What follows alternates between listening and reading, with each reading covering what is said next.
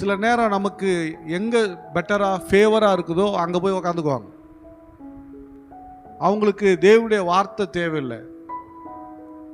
சிலர் நான் பார்த்துருக்கேன், தன்னுடைய சபையை சுற்றியே வீடு வாங்குறது, வீடு இருக்கிறதுல அங்கேயே இருப்பாங்க. அவங்களுக்கு எங்கேயோ சொத்து இருக்கலாம், ஆனால் சபையை சுற்றி இருப்பாங்க. ஏன்னா தேவனுடைய வார்த்தைக்காக இருப்பாங்க. அல்லேலூயா, எனக்கு ஒரு நல்ல சபை கிடைச்சிருக்கு, கர்த்தருடைய வார்த்தை எனக்கு கிடைக்குது, அங்கேயே இருப்பாங்க, போக மாட்டாங்க. சொந்த வீட்டை வச்சுட்டு சொந்த இடத்த வச்சுட்டு போக மாட்டாங்க. காரணம் என்னன்னா, அங்கே தேவனுடைய வார்த்தை இருக்குது. கொஞ்சம் கஷ்டமாக தான் இருக்கும், ஆனால் அங்கே என்ன இருக்குது? தேவனுடைய வார்த்தை இருக்குது. இந்த சோதம் கொமோரா பட்டணத்தை ரொம்ப பசுமையாக பார்த்துட்டு போனான், ஆனால் அங்கே என்ன இருக்குது? பாவம் பெருகி இருக்கிறது. அங்கே அன்னைய காலங்களில் அந்த என்ன சொல்றது, ஆணோடு ஆண் பெண்ணோடு பெண் இருக்கிற பெண் சேர்க்கிற பழக்கம் அந்த பட்டணத்தில் இருந்துச்சு. ஓரினை சேர்க்கை பிரச்சனை இருந்துச்சு அந்த பட்டணத்தில். அதனால அவங்க துணிகரமா தேவனுடைய பார்வைக்கு அருவருப்பாய், நான் துணிகரமான பாவம் அருவருப்பாய் இருந்தது. அவன் செழிப்பை பார்த்தான ஒழிய அங்க இருக்கிற பாவத்தை கவனிக்கல. அல்லேலூயா. சில நண்பர்கள், சில உறவுகள் நமக்கு வசதியா இருக்கும் போது நம்ம என்ன பண்ணிக்குவோம்? சேர்த்துக்குவோம். நம்ம கொஞ்சம் பழக்கம் வச்சுக்கலான்னு தோணும். நல்லா கவனிங்க, வச்சுக்கலான்னு தோணுது, நல்லா தான் இருக்கும். ஆனால் அங்கே பாவம் இருக்கிறது. சிலருடைய பணத்தை நீங்க வாங்காம இருக்கிறது நல்லது. சிலருக்கு ஹெல்ப் பண்ணலையே, அது உங்களுக்கு கிடைக்காம இருந்ததே நல்லது. ஆலயத்துக்கு கூட எல்லாரும் கொண்டு வந்து கொடுக்க முடியாது. சிலர் கொடுக்காம கர்த்தரை ஆஃப் பண்ணிடுவாரு. அல்லேலூயா.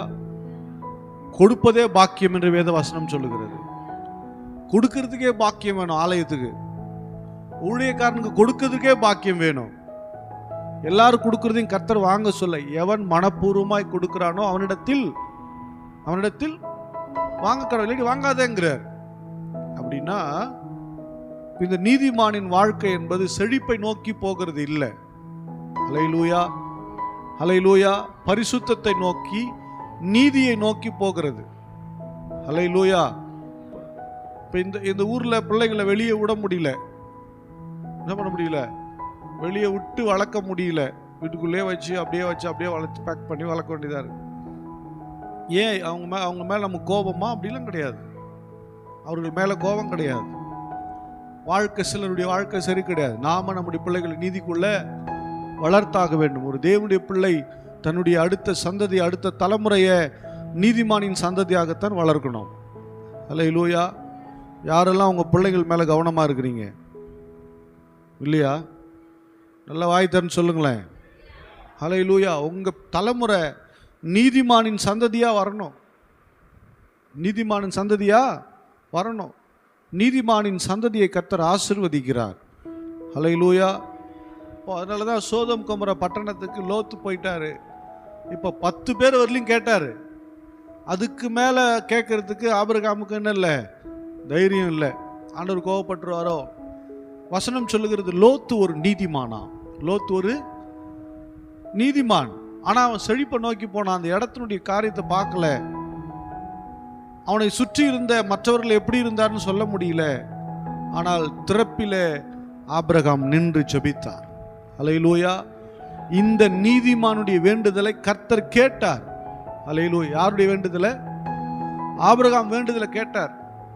அந்த பட்டணத்துக்கு போறாங்க, இந்த தேவதூதர்கள் பார்க்குறாங்க. லோத்தின் வீட்டுக்கு போய் லோத்தை கூட்டிட்டு, நீ வா, உனக்குள்ள உன் குடும்பத்தை கூட்டிட்டு என்ன பண்ணு, உன் குடும்பம் இருந்தா, உன் மருமகன் இருந்தா கூட்டிட்டு என்ன பண்ணு, வந்துரு, இந்த பட்டணம் அழிக்க போறேன்.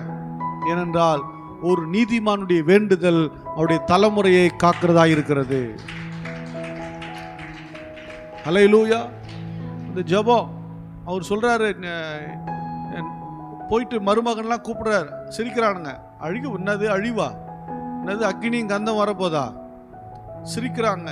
தன்னுடைய 2 மகளையும் மனைவியும் கூட்டிக்கிட்டு அவர் தன்னுடைய பிரயாணத்தை போகிறார். ரொம்ப தூரம் ஓட முடியல.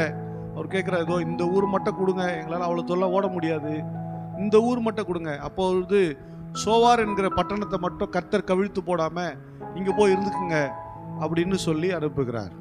அல்லேலூயா. பாருங்க, ஒரு நீதிமானுடைய ஊக்கமான வேண்டுதலுக்காக தேவன் அந்த லோத்திற்கு இரக்கம் செய்கிறவராக இருந்தார். அல்லேலூயா. எனக்கு அன்பான தேவனுடைய பிள்ளையே, உங்களுடைய ஊக்கமான வேண்டுதல் உங்கள் தலைமுறையை, உங்கள் குடும்பத்தை, உங்களுடைய உறவுகளை நிச்சயமாகவே கர்த்தரண்டைக்கு நேராக திருப்பும்.